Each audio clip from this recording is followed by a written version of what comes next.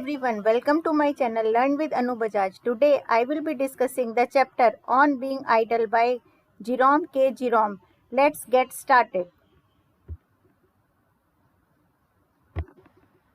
The author feels a sense of absolute pride in being idle and also its God gift. A very few people are lucky to get this gift. The writer pronounced that it is impossible to enjoy thoroughly if one does not have plenty of work to do. There are plenty of lazy people and plenty of slow coaches, but being an idler is a rarity. He is not a man who sits with his hands in his pocket, but his most interesting characteristic is to keep himself always occupied. Both at home and at school, the writer was an idler. His home tutor and grandma both were pretty convinced about him never finishing his assignments. In a jokey note, Jerome confesses that being idler had been his strong point. He reminisces his childhood experience when he had fallen ill with severe cold at Buxton and doctor advised him to take complete rest.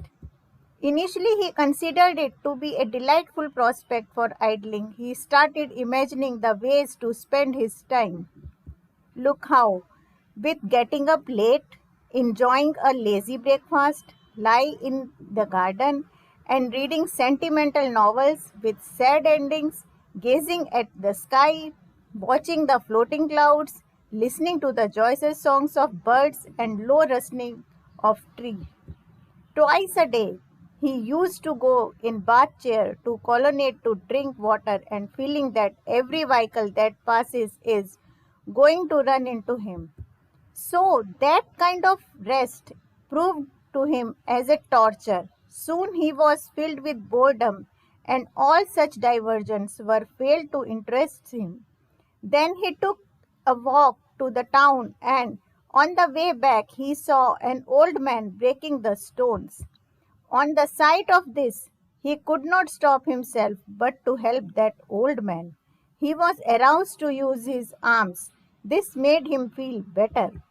Finally, on returning to London, he felt so good. To the listening of familiar road sounded the sweetest music he had heard for many a long day. The writer feels that month-long idling was not enjoyable because he liked idling when he ought not to be idle, not when it is the only thing he had to do.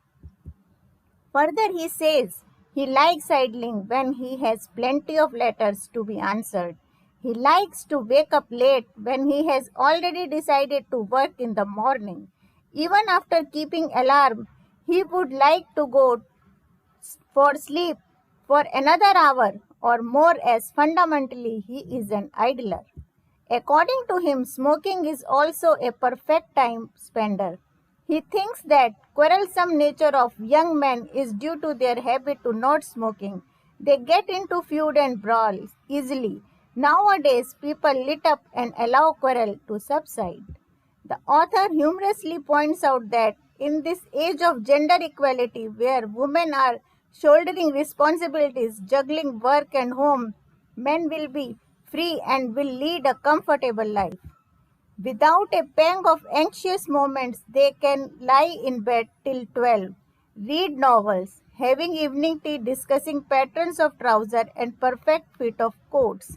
This will be a glorious prospect for idlers. Thank you. Tip of the day. For ironing of clothes, we need cold water and warm iron to do away wrinkles of the clothes. Likewise, a cool, balanced mind and warm heart, wards of worries of our lives. In my next tutorial, I will be enriching your knowledge by discussing the chapter titled My Vision for India, penned down by Dr. APJ Abdul Kalam, in which he alludes to his three primary visions.